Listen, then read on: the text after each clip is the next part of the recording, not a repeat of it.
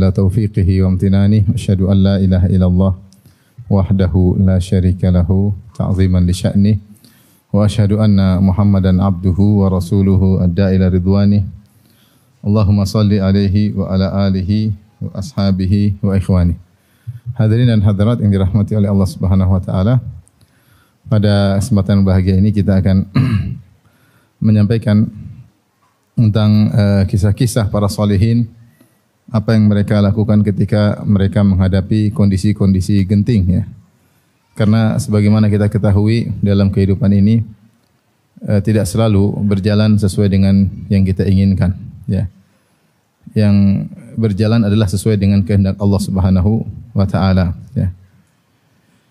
Oleh karenanya terkadang apa yang Allah berikan kepada kita berupa ujian-ujian yang tidak disukai oleh jiwa kita, atau kita menjadi sedih, atau kita menjadi khawatir, dan hal-hal lainnya yang kita rasakan ketika ujian-ujian tersebut ternyata sangat berat.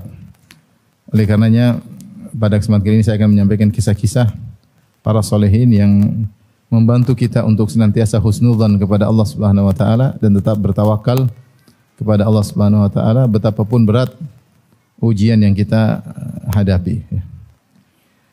Sebelum saya menyampaikan kisah-kisah tersebut, ada beberapa hal yang harus kita lakukan agar kita mudah menghadapi kondisi-kondisi genting seandainya menerpa kita ya. Di antara hal-hal yang harus kita lakukan agar kita mudah menghadapi kondisi-kondisi genting atau ujian-ujian yang berat, yang pertama tentunya adalah bersabar. Yang pertama bersabar kepada Allah Subhanahu wa taala. Karena Nabi sallallahu alaihi wasallam ketika menasihati Ibnu Abbas radhiyallahu taala anhuma dalam hadis yang panjang, yaitu hadis ihfazillah yahfazka, di akhir hadis kata Nabi sallallahu alaihi wasallam, wa'lam anna an-nasr ma'as sabri. Ketahuilah bahwasanya pertolongan Allah itu bersama dengan kesabaran. Pertolongan Allah itu datang bersama dengan kesabaran. Dan ini sesuai dengan firman Allah Subhanahu wa taala, innallaha ma'as sabirin. Sungguhnya Allah bersama dengan orang-orang yang sabar. Dan kita tahu bahwasanya dalam pembahasan akidah al-ma'iyah, kebersamaan Allah Subhanahu wa taala, ma'iyatullah, kebersamaan Allah itu ada dua, ada namanya al-ma'iyah al-ammah, kebersamaan umum, dan yang kedua namanya al-ma'iyah al-khassah, yaitu kebersamaan khusus. Apa bedanya? Kalau al-ma'iyah al-ammah, kebersamaan umum, yaitu Allah bersama seluruh makhluknya, dalam artian Allah melihat mereka, Allah mengetahui mereka, ya Allah bersama seluruh makhluk dengan ilmunya. Seperti firman Allah Subhanahu wa taala, wa huwa ma'akum aina ma kuntum. Allah bersama kalian dimanapun kalian berada. Maka Allah bersama makhluknya, yaitu bersama makhluknya dengan ilmunya dan pengetahuannya dan penglihatannya. Ini namanya ma'iyatullahi al-ammah, kebersamaan Allah yang umum. Dan ini berlaku bagi seluruh makhluk. Karena setiap makhluk dilihat dan diketahui oleh Allah Subhanahu wa taala. Ada namanya al-ma'iyah al-khassah, kebersamaan khusus, kebersamaan khusus.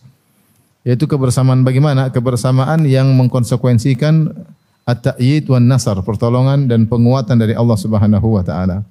Di antaranya firman Allah Subhanahu wa taala, innallaha ma'as sabirin. Sungguhnya Allah bersama orang-orang yang sabar. Seperti perkataan Nabi sallallahu alaihi wasallam ketika dalam goa bersama Abu Bakar As-Siddiq radhiyallahu taala anhu, maka Rasulullah SAW berkata, la tahzan innallaha ma'ana. Jangan kau sedih, sungguhnya Allah bersama kita. Yaitu Allah akan menolong kita, Allah akan menguatkan kita. Maka jika seorang menghadapi kondisi yang genting, kemudian dia bersabar, ketahuilah pertolongan Allah menyertainya. Pertolongan Allah menyertainya. Kapan dia terlepas dari sabar, maka Allah pun meninggalkannya. Maka ini poin yang sangat kritis bagi seorang ketika sedang diuji. Maka hendaknya dia bersabar. Kapan dia bersabar, maka Allah akan kasih solusi dengan cara Allah. Allah akan kasih solusi dengan cara Allah. Makanya Allah berfirman tentang Bani Israel, kata Allah Subhanahu wa taala, "Wa tammat kalimatu rabbikal husna ala bani Israil bima sabaru." Kata Allah Subhanahu wa taala, maka telah sempurnalah keputusan Allah yang indah kepada Bani Israel bima sabaru, karena kesabaran mereka. Itu setelah mereka disiksa sekian lama, diintimidasi oleh Fir'aun dan para pengikutnya, sampai akhirnya datang Nabi Musa alaihissalam menasihati mereka. Ista'inu billahi wasbiru, kata Nabi Musa, wahai kaumku, minta tolonglah kepada Allah dan bersabarlah. Nah, ketika mereka bersabar, Allah tolong mereka. Allah berfirman, wa tammat kalimatu rabbikal husna ala bani Israila bima sabaru wa dammarna ma kana yasna'u fir'aun wa qaumuhu wa ma kanu ya'rishun. Dan kami hancurkan Fir'aun dan apa yang telah dilakukan oleh Fir'aun dan kaumnya. Tapi kapan mereka ditolong oleh Allah? Ketika mereka bersabar. Setelah dinasihati oleh Nabi Musa alaihissalam. Maka ini poin yang sangat penting ketika kita terkena ujian. Allah telah mengatakan dalam Al-Quran, Wallahu yuhibbus sabirin. Sungguhnya Allah mencintai orang-orang yang sabar. Kalau kita ingin senantiasa dicintai oleh Allah, senantiasa ditolong oleh Allah, kita merasa pede karena kita sabar, karena Allah bersama kita, maka kita harus sabar. Kapan kita tidak sabar, maka Allah meninggalkan kita. Kapan kita tidak sabar, maka cinta Allah mulai luntur dari kita. Karena dalam kehidupan ini banyak hal yang tidak kita sukai, banyak hal terkait dengan keluarga kita, terkait dengan ekonomi kita, terkait dengan banyak hal. Kita pinginnya ke utara, ternyata kita malah kegeret ke selatan. Berlabuh dengan kapal berharap menuju ke utara, ternyata angin berhembus ke arah selatan. Pinginnya ke ngalor, malah angin ke ngidul. Pinginnya ke ngetan, malah ke ngulon, ya, ngulon. Dan sering seperti itu. Karena semua yang kita inginkan, kalau semuanya kita inginkan dikabulkan, itu hanya di surga. Itu hanya di mana? Surga. Kalau di dunia enggak lah. Di dunia banyak kita pingin ini, hasilnya begini. Pinginnya gitu, hasilnya. Rencananya begini, ternyata hasilnya berbeda. Ini karenanya di antara kunci yang paling penting dalam menghadapi problematika kehidupan yang genting terutama adalah kesabaran. Ini perkara yang sangat penting. Yang kedua, karena kalau kita sabar Allah akan tolong kita. Yang kedua adalah berbaik sangka kepada Allah Subhanahu wa taala. Berbaik sangka kepada Allah Subhanahu wa taala ketika sedang diuji oleh Allah dengan perkara-perkara yang genting. Allah Subhanahu wa taala berfirman, "Innallaha ma'al ladzina taqaw wal ladzina hum muhsinun." Kata Allah Subhanahu wa taala, sungguhnya Allah bersama orang yang bertakwa dan orang-orang yang muhsinun, yang berbuat ihsan. Ya, Allah bersama mereka, bertakwa dan berbuat ihsan. Dan di antara makna ihsan adalah ihsanud dzan billah, berbaik sangka kepada Allah Subhanahu wa taala. Di antara anugerah yang Allah berikan kepada seorang hamba, jika dia berbaik sangka kepada Allah Subhanahu wa taala.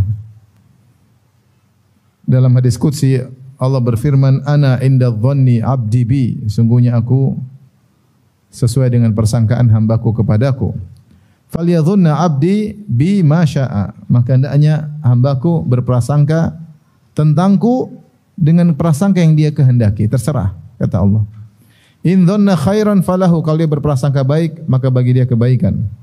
"Wa in dhanna syarran falahu." Kalau dia berprasangka buruk kepadaku, maka bagi dia keburukan tersebut.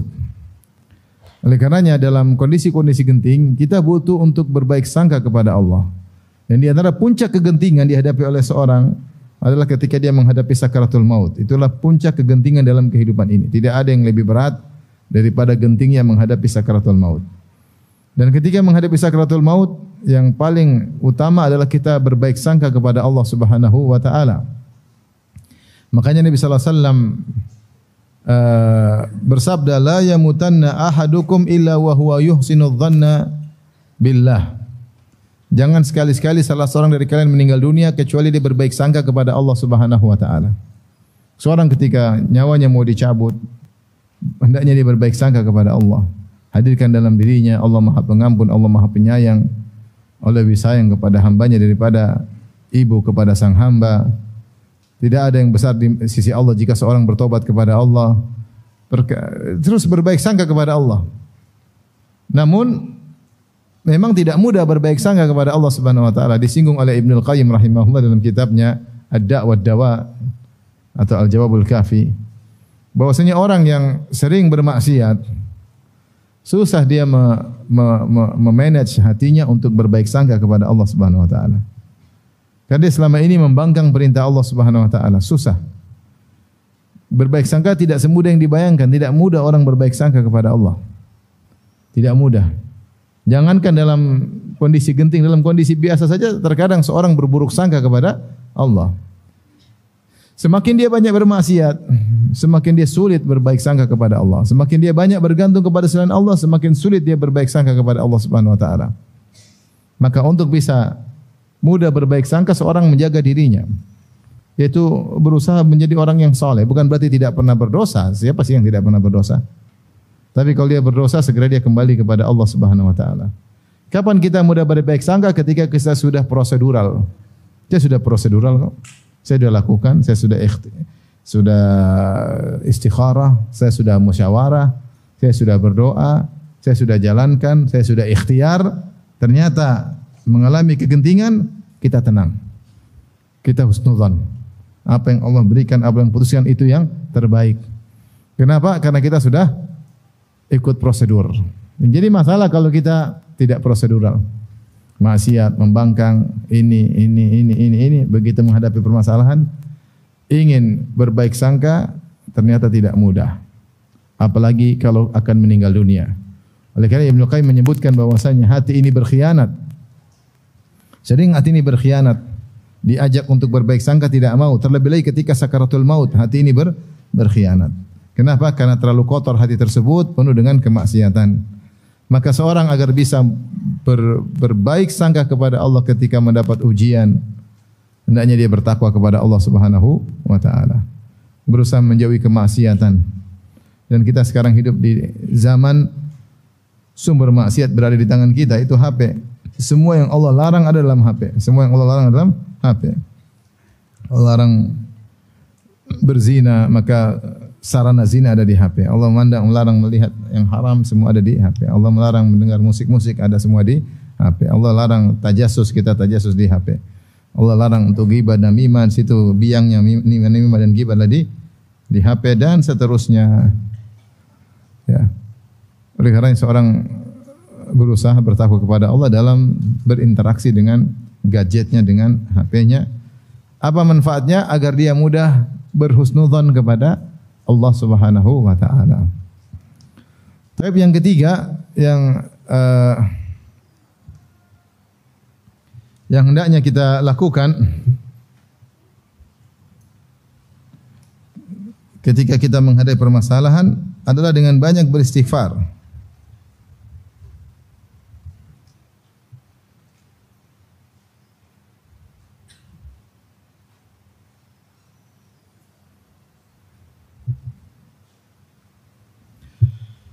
Agar kita banyak istighfar. Kenapa? Karena secara umum kaidah menyatakan semua keburukan yang kita alami adalah dari dosa, karena dosa-dosa kita. Ya. Wa ma asabaka min sayyi'atin famin nafsik. Keburukan apapun yang menimpamu maka adalah dari dirimu. Ma asabakum min musibatin fabima kasabat aydikum wa ya'fu an katsir. Tidak ada musibah yang menimpa kecuali akibat ulah perbuatan kalian. Makanya Rasulullah SAW mengatakan, ma yusibul muslim min wasabin wala nasabin wala hammin wala hazanin wala adhan hatta syauka yushakuha illa kafarallahu biha khatayahu. Tidaklah suatu yang buruk menimpa seorang hamba, apakah dia sakit, apakah dia letih, apakah dia sedih, apakah dia gelisah, apakah ada yang menzaliminya, kecuali akan, bahkan duri yang menusuknya, kecuali akan menjadi penggugur dosa-dosanya. Maka seorang ketika mengalami hal yang tidak dia senangi, genting, maka dia banyak istighfar. Ini salah satu solusi. Astaghfirullah, astaghfirullah, astaghfirullah. Dalam satu hadis, ya, meskipun sanadnya lemah, namun maknanya benar. Kata Rasulullah SAW, man lazimal istighfar, siapa suka beristighfar, senantiasa beristighfar, ja'alallahu lahu min kulli dhaiqin makhraja. Man lazimal istighfar, siapa yang selalu melazimi istighfar, ja'alallahu lahu, maka Allah menjadikan baginya min kulli dhaiqin makhraja. Maka Allah jadikan baginya setiap kesempitan yang dia rasakan akan ada jalan keluarnya, ada solusinya. Wa min kulli hammin faraja. Dan setiap kegelisahan gundah gulana yang dia pikirkan, yang dia sulit hadapi, akan ada jalan keluarnya, solusinya. Ya. Wa razaqahu min haitsu la yahtasib. Dan Allah akan berikan dia rezeki dari arah yang tidak dia sangka-sangka. Ini semua secara sanad hadis yang lemah, namun maknanya semua benar. Ya. Makanya ketika Nabi Nuh alaihissalam menasihati kaumnya, dia berkata, faqultu astaghfiru rabbakum innahu kana ghaffara. Maka aku katakan kepada kalian, pada mereka itu kaumnya, istaghfiru rabbakum, istighfarlah kepada Rabb kalian, innahu kana ghaffara, sungguhnya Allah Maha Pengampun, yursilis samaa'a 'alaikum midrara, Allah niscaya akan turunkan bagi kalian hujan yang lebat, wa yumdidukum bi amwalin wa banin, maka Allah akan berikan kepada kalian banyak anak, banyak harta, wa yaj'alakum jannatin wa yaj'alakum anhara, maka Allah akan tumbuhkan bagi kalian taman-taman, kebun-kebun, dan Allah akan bukakan bagi kalian sungai-sungai. Ma'alakum la tarjuna lillahi waqara, kenapa kalian tidak mengagungkan Allah Subhanahu wa taala? Sebenarnya tafsir mengatakan kaum Nuh ketika itu mengalami musim kemarau. Musim kemarau sehingga air sungai kering, tidak ada tumbuh-tumbuhan. Maka Nuh kasih solusi, istighfar. Beristighfarlah, beristighfarlah. Maka seorang ketika menghadapi hal yang genting, lazimi istighfar.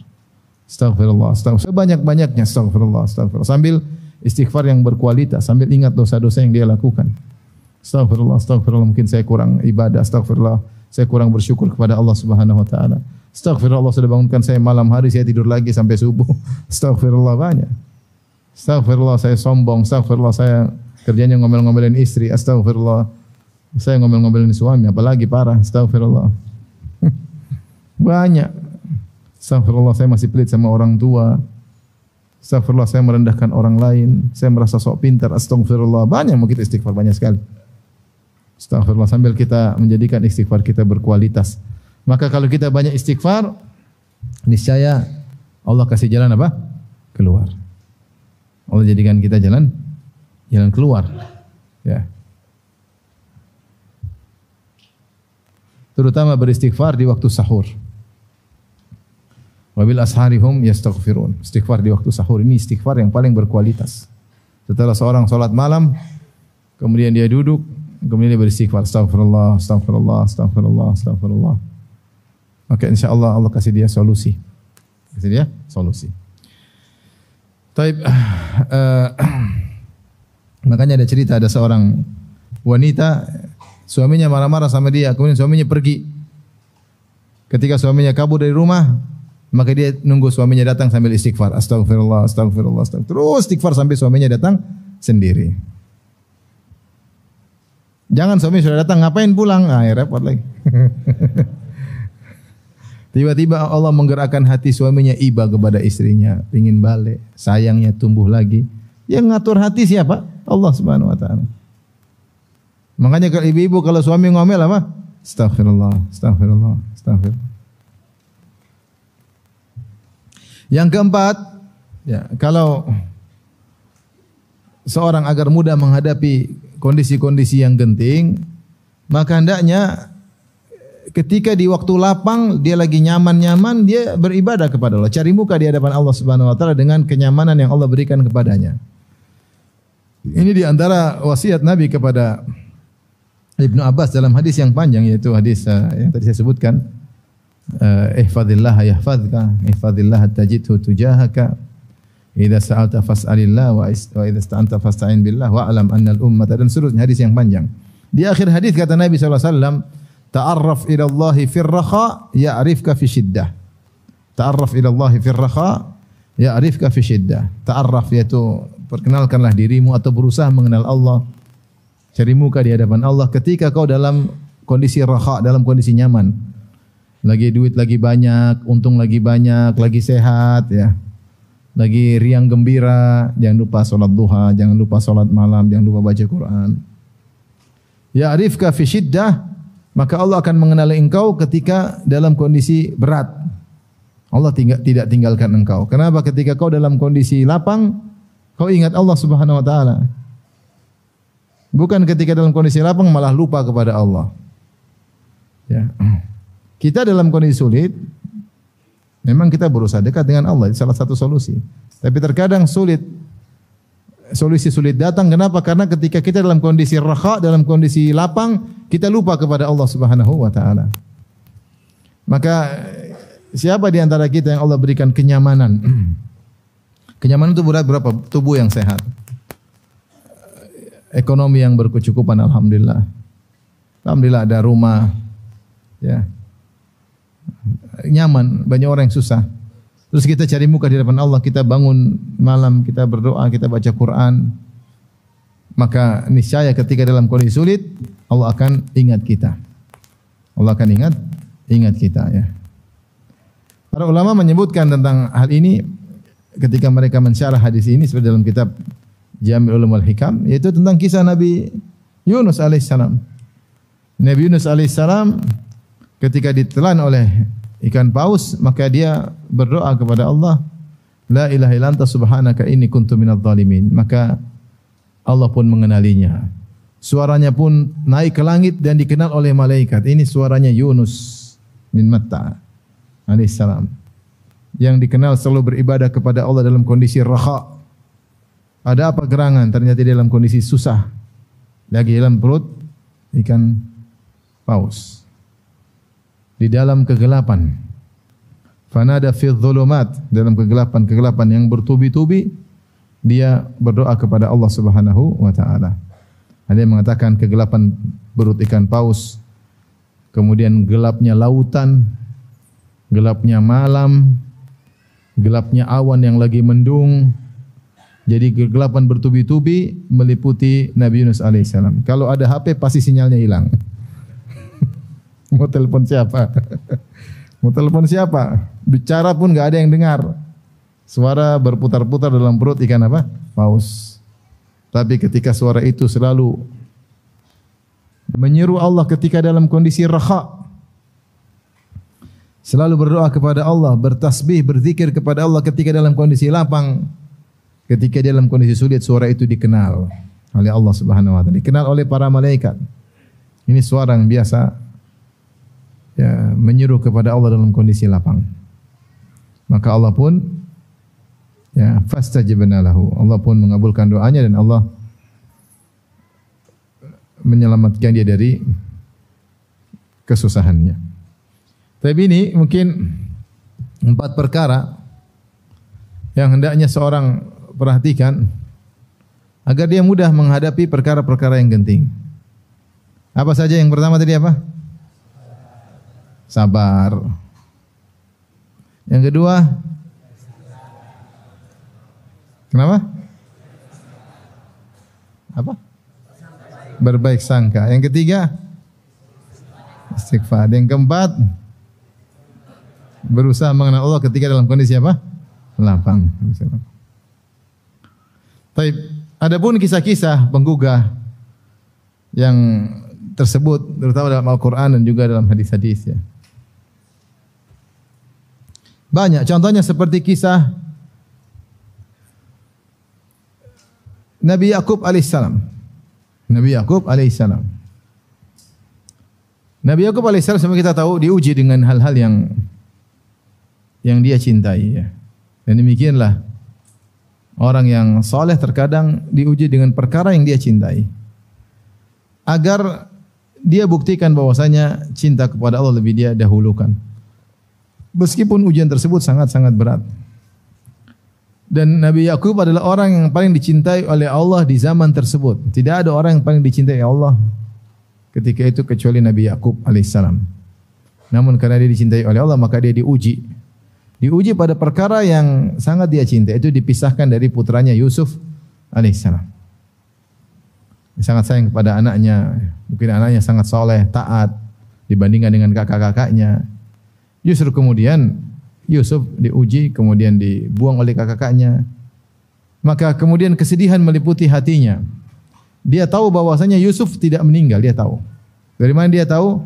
Karena Yusuf sebelum hilang, sebelum dibuang oleh kakak-kakaknya, dia sudah sempat bercerita, inni ra'aitu ahada asyara kaukaban wa syamsa wal qamara ra'aituhum li sajidin.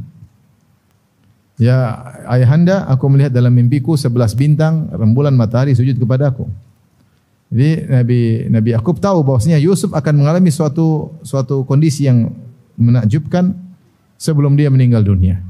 Nah, baru cerita tiba-tiba dia hilang. Terus kakak-kakaknya bilang dia dimakan oleh apa? Serigala. Maka ini tidak bisa diterima oleh Nabi Yakub karena dia pernah dengar mimpi anaknya. Yang kedua, Nabi Yakub ketika dilaporin oleh kakak-kakak Yusuf dimakan oleh serigala, dikasih bajunya robek, bajunya Yusuf dikasih kepada berlumuran dengan darah. Ternyata baju tersebut tidak ada robek-robeknya. Ini serigala bagaimana ini yang baik sekali cara makannya. Tidak dirobek-robek, tidak dicakar-cakar. Ini menunjukkan bahwasanya kakak-kakaknya apa? Bohong. Makanya aku berkata, qala bal sawwalat lakum anfusukum amran. Tapi nafsu kalian lah yang melegalkan perbuatan ini. Fasabrun jamil. Tapi ketika dia tahu anaknya belum meninggal dan anaknya di mana, itu yang buat dia semakin sedih. Anaknya di mana, bagaimana kondisinya, dan dia tahu belum meninggal, dia tidak tahu ilmu gaib. Makanya dia menangis. Yujid dipisahkan dari orang yang sangat dia cintai. Dia menangis dan menangis. Sampai akhirnya berikutnya adiknya Yusuf Binyamin juga apa? Ternyata bermasalah, akhirnya tertahan di Mesir. Kemudian kakak paling tua juga tidak mau pulang. Sehingga 3 orang anaknya setelah sekian tahun berpisah dari Yusuf. Ada yang mengatakan dipisahkan dari Nabi Yusuf 15 tahun, ada yang mengatakan 40 tahun, ada yang mengatakan 80 tahun, akhirnya ketemu kembali. Tapi setelah berpisah sekian lama, akhirnya Binyamin juga tertahan. Ketika Binyamin dan Yusuf tertahan, akhirnya kakak paling tua juga tidak mau pulang. Akhirnya 3 anaknya, mungkin anak yang terbaik ketika itu, akhirnya tertahan.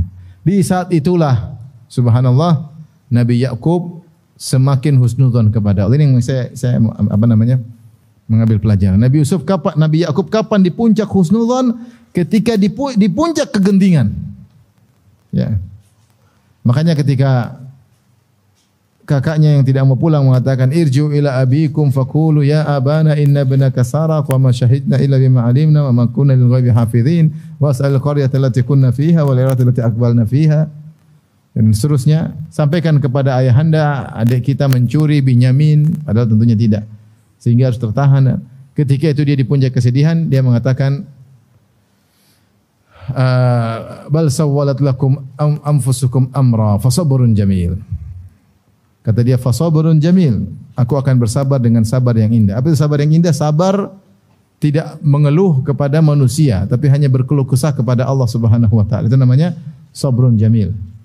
Sabaran yang seorang ketika berkeluh kesah hanya kepada Allah dan tidak berkeluh kesah kepada manusia. Ketika itu Allah mengatakan, wa tawalla anhum wa qala ya asafa ala Yusuf wa biyaddat aynahu minal huzni fahuwa kadhim. Maka dia pun berpaling dari kakak-kakaknya Yusuf. Kemudian dia ingat lagi, kesedih sekali anakku Yusuf. Dia ingat lagi Yusuf. Setelah sekian lama dia tidak menyebut namanya. Ketika Binyamin tertahan, dia ingat lagi kepada anaknya Yusuf. Wa biyaddat aynah, ketika itu puncak kesedihan, matanya pun putih. Minal huzni. Tadinya ada bulatan hitam jadi putih semua, menunjukkan dia tidak bisa melihat lagi karena saking sedihnya. Dan dia menahan rasa sedihnya. Maka anak-anaknya komentar lagi. Qalu tallahi tafta'u tadhkuru Yusuf hatta takuna harran aw takuna minal halikin. Ayahanda, kau ingat-ingat Yusuf terus sampai kau hampir mati, ya. Sampai buta, sampai hampir mati. Apa kata Nabi Yusuf? Qala Nabi Yakub, innama ashku bathi wa huzni ila Allah. Wa alau minallahi ma la ta'lamun. Aku hanya mengadukan kesedihanku kepada Allah Subhanahu wa taala, dan aku tahu apa yang kalian tidak ketahui. Allah mengatakan, Nabi Yakub ketika dikabarkan anaknya 3, 2 hilang, 1 tidak mau pulang, ya. Kata dia, qala bal sawwalat lakum anfusukum amra fasabrun jamil asallahu ay ya'tiyani bihim jami'an innahu huwal alimul hakim. Ini poin yang luar biasa. Di puncak kesedihan dia berkata, asallahu ayyatiyani bihim jami'an. Semoga Allah menghadirkan mereka bertiga kembali kepadaku. Di puncak-puncak kegentingan. Dia mengatakan saat inilah semoga Allah mengembalikan mereka bertiga kepadaku. Kemudian dia tutup dengan perkataannya tersebut, innahu huwal alimul hakim. Husnudzan. Sungguhnya Allah itu maha mengetahui dan dia maha bijak dengan segala keputusannya. Husnudzan. Kemudian dia berkata kepada anak-anaknya, ya bani yadhhabu fatahassasu min Yusuf wa akhihi wa la tayasu min rauhillah innahu la yayasu min rauhillah ilal qaumul kafirun. Wahai anak-anakku, pergilah kalian cari-cari kabar tentang Yusuf dan Binyamin. Kakak yang tua jelas tahu di mana posisinya, cuma tidak mau pulang. Tapi kalian carilah kabar tentang Yusuf dan Binyamin. Wala tayasu min rauhillah, dan janganlah kalian putus asa dari rahmat Allah. Innahu la yayasu min rauhillah ilal qaumul kafirun. Tidak ada yang putus asa dari rahmat Allah kecuali orang-orang kafir. Di saat situlah kemudian husnudzonnya tinggi dan berbaik sangka kepada Allah, dan akhirnya Allah mengabulkan apa yang dia harapkan. Akhirnya kembalilah dia bertemu dengan ketiga anaknya tersebut. Maka ini pelajaran bagi kita. Ya. Biasanya di puncak-puncak kesulitan situ ada solusi. Ya. Kata Nabi sallallahu alaihi wasallam, annal faraja ma'al karb. Sungguhnya jalan keluar bersamaan dengan penderitaan, dengan kesulitan. Ya. Ana ma'al usri yusran, bersama dengan kesulitan ada kemudahan. Nasr ma'al sabar, ya, bahwasanya dengan ada kesabaran ada pertolongan. Ketika Yakub di puncak kesulitan, maka datang apa? Pertolongan, ya. Kaidah mengatakan idza dhaqal amr ittasa, ya, kalau perkara semakin sempit maka akan ada kelapangan. Ya, akan ada kelapangan. Oleh karenanya seorang ketika menghadapi ujian-ujian di puncak, jangan dia putus asa. Serahkan kepada Allah, tetap husnudzan kepada Allah Subhanahu wa taala. Tapi ini kisah yang pertama yang menjelaskan bagaimana Nabi Yakub alaihissalam. Kisah yang lain, misalnya kisah Nabi Musa alaihissalam. Kisah Nabi Musa yang Allah sebutkan dalam Al-Quran. Fir'aun ingin membunuh Nabi Musa dan kaumnya, maka dia keluarkan seluruh pasukannya untuk mengejar Nabi Musa. Nabi Musa sudah keluar bersama kaumnya. An-asri bi'ibadi, ya, bawalah hamba-hambaku berjalan di malam hari keluar dari Mesir menuju Palestina. Maka Nabi Musa keluar bersama Bani Israel. Namun di sana mereka ada orang tua, ada anak kecil sehingga mereka jalan lambat. Ketika pagi hari, Fir'aun sadar ternyata Bani Israel semua sudah pergi meninggalkan Mesir.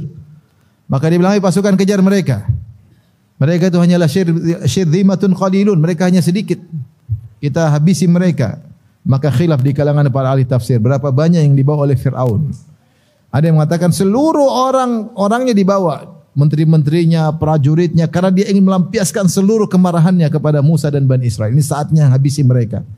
Maka dengan gagahnya, dengan sombongnya, dengan pamer kekuatan, mereka mengejar. Karena mereka bilang, Musa sedikit, kita banyak, ayo kejar.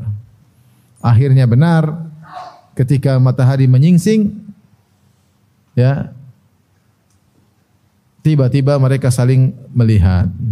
Falamma tara'atil jam'ani qala ashabu Musa inna lamudrakun. Ketika matahari terbit kemudian mulai terlihat, nampaklah kedua kelompok tersebut. Kelompok Nabi Musa bersama Nabi Musa alaihissalam sudah di hadapan Laut Merah. Laut Merah dengan ombak yang bergejolak di hadapan mereka. Sementara di belakang mereka ada Fir'aun dan bala tentaranya. Tidak ada jalan keluar, tidak ada solusi. Mau kemana? Enggak ada jalan lari, tidak bisa lari. Ketika itu kata Allah, qala ashabu Musa, berkatalah pengikut Nabi Musa suudzon kepada Allah. Mereka berkata, inna lamudrakun, kita akan ketangkap, kita akan tertangkap. Tidak ada jalan lain. Di depan kita enggak mungkin menyeberang, kita akan tenggelam dalam Laut Merah. Dan mungkin kita kabur karena di belakang kita ada Fir'aun dan bala tentaranya. Sebenarnya kita kelompok kecil, mereka banyak, semakin mengepung. Mau kemana? Mereka dengan mudahnya mereka mengatakan inna lamudrakun, sungguh-sungguh kita akan ketangkap, akan kesusul. Saat itulah Nabi Musa menguatkan husnudzonnya, dia mengatakan kalla inna ma'aya rabbi sayahdin. Sekali-sekali tidak, sungguhnya Allah bersamaku dan dia akan kasih jalan keluar. Subhanallah, bagaimana husnuzan Nabi Musa di puncak-puncak kegentingan. Tatkala orang lain sudah putus asa, Nabi Musa justru semakin pede. Kalla, sekali-sekali tidak ada seperti itu. Inna ma'ya rabbi sayahdin, Allah bersamaku. Tapi siapa yang bisa mengucapkan demikian? Orang yang bertakwa. Kalau kita tukang maksiat, Allah bersamaku, bersama apa? Tiap hari nonton film Korea, gimana bilang Allah bersama? Kalau kita sebagian kita gitu susah, kita mau pede susah.